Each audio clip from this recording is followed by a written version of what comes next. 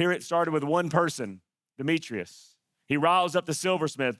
They're making a very wealthy life for themselves, selling these idols of Artemis. And the threat of Jesus Christ as Lord is a great danger to this world system.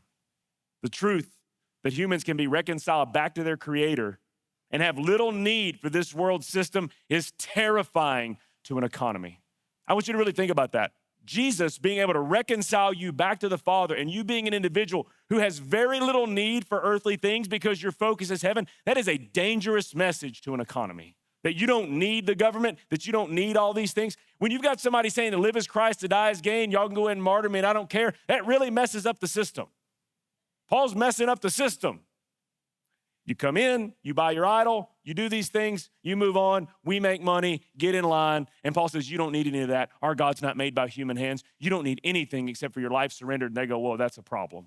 Jesus is also a great threat to other gods and mantras. Even they must bow before the King of Kings and Lord of Lords. See, even the emperor who fancies himself a god would not be the King of Kings or the Lord of Lords. The gospel is of great offense. It says that all are sinful and that people are not inherently good. And it claims there's only one solution. You must enter into a death like Christ of yourself and become a slave to righteousness in Christ so that you might live and have eternal resurrected life with him. That is offensive to the non-Christian. And sometimes as Christians, I don't think we understand that. We think, yes, it is good news, but let me tell you, if you're still in sin, it's not good news at that time. Nobody likes to hear that they're wrong. We like mantras like, you're perfect just the way you are. That is not biblical. Bible says you were born into sin.